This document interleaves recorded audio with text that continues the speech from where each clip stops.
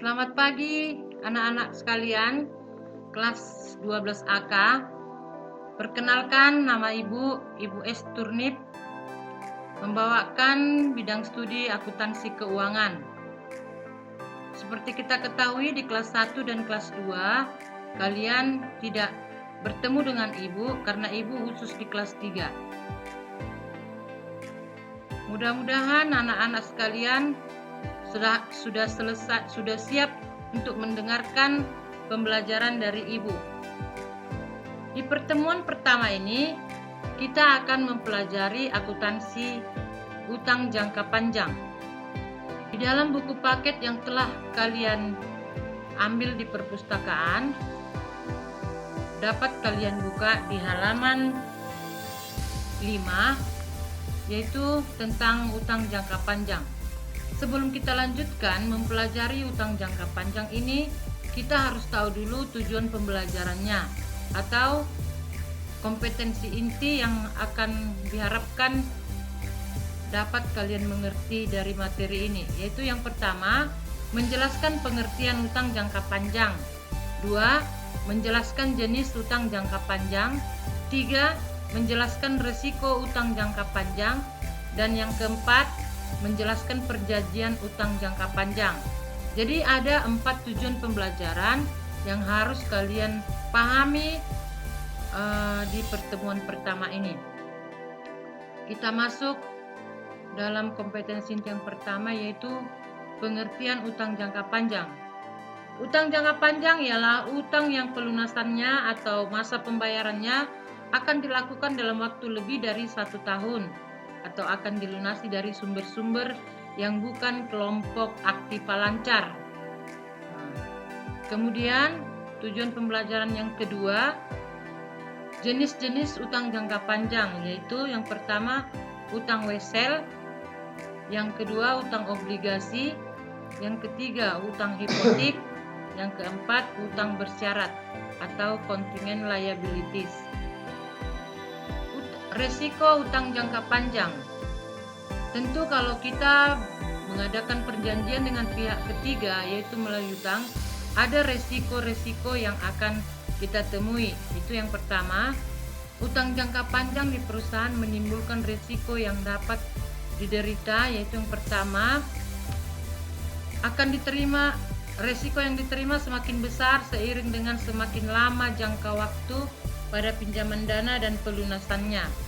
Risiko yang kedua, jumlah sumber dana pinjaman sangat terbatas. Yang ketiga, utang merupakan beban yang menjadi tanggung jawab perusahaan. Yang keempat, tanggal jatuh tempo sudah pasti dan tidak memandang kondisi perusahaan. Dan yang kelima, nilai saham yang dimiliki perusahaan dapat berpengaruh oleh besarnya jumlah utang jangka panjang.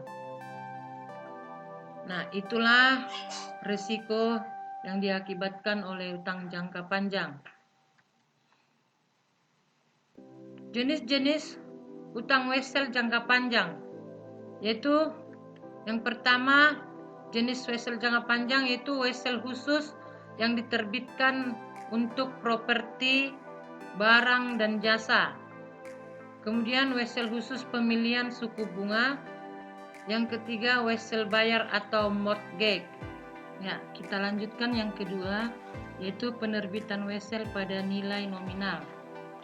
Wesel diperlakukan sama dengan cek, yaitu prosedur pencairannya melalui lembaga clearing setempat. Cek tersebut tidak dapat diperlakukan sebagai tunai karena cek tersebut dapat menjadi tidak bernilai apabila dana si penerbit cek tidak mencukupi saldonya dan cek tersebut akan dikembalikan kepada kreditur oleh bank dan si penerima cek akan menghadapi risiko tidak memperoleh pembayaran. Supaya lebih jelasnya, kita buat contoh kasus pertama, yaitu pada tanggal 2 Januari 2018 PT Indofood menerbitkan wesel bayar pada nilai nominal 1 miliar dengan bunga 10% dan periode jatuh tempo 5 tahun. Bunga atas wesel harus dibayar setiap akhir tahun. PT Indofood mencatat dalam jurnal sebagai berikut. Jurnal yang pertama atau jurnal pada saat terjadinya transaksi, yaitu tadi Ibu katakan tanggal 2 Januari 2018 adalah sebagai berikut. 2 Januari 2018 ketika terjadi penerimaan wesel itu, kas pada wesel bayar atau kas di debit, wesel bayar di kredit sama-sama 1 miliar.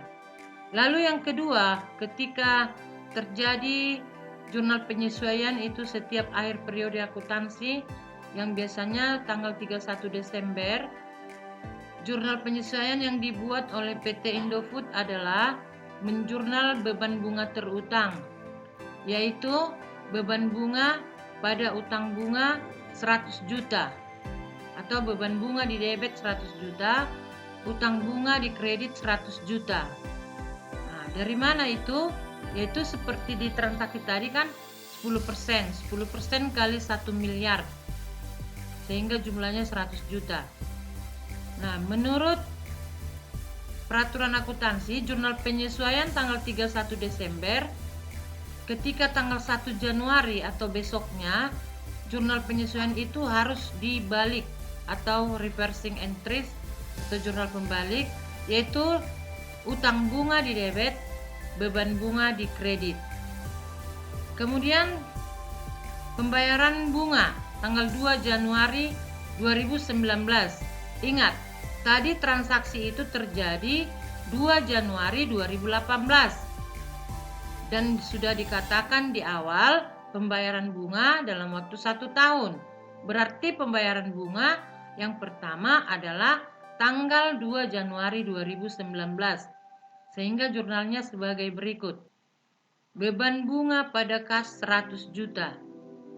Ya, dapat kalian lihat di situ pembayaran bunga 2 Januari 2019. Beban bunga pada kas 100 juta. Lalu kita masuk yang ketiga, wesel tidak diterbitkan pada nilai nominal. Perusahaan penerbit mencatat perbedaan antara nominal dan harga jual atau present value sebagai diskon yang diamortisasi sebagai beban bunga selama umur wesel. Contoh kasus, ya kita langsung masuk contoh kasus agar lebih mengerti. Pada tanggal 1 Januari 2017, PT Makmur Sukses menerbitkan wesel berbunga senilai 500 juta dengan periode jatuh tempo 5 tahun seharga Rp209.725.664. Suku bunga wesel tersebut adalah 11%. Berdasarkan data transaksi tersebut, Anda diminta buatlah jurnal untuk mencatat transaksi PT Sukses Makmur pada 1 Januari 2017, jurnal penyesuaian 31 Desember 2017, dan jurnal penyesuaian 2017.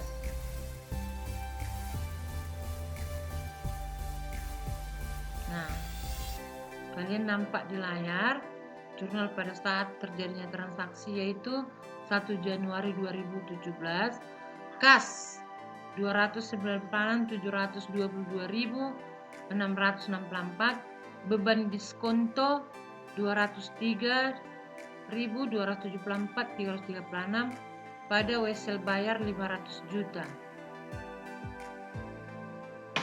Lalu jurnal penyesuaian tanggal 31 Desember 2017, beban bunga pada utang bunga 32.639.823.000. Kemudian jurnal amortisasi diskonto, beban bunga pada beban diskonto 40.654.867 rupiah.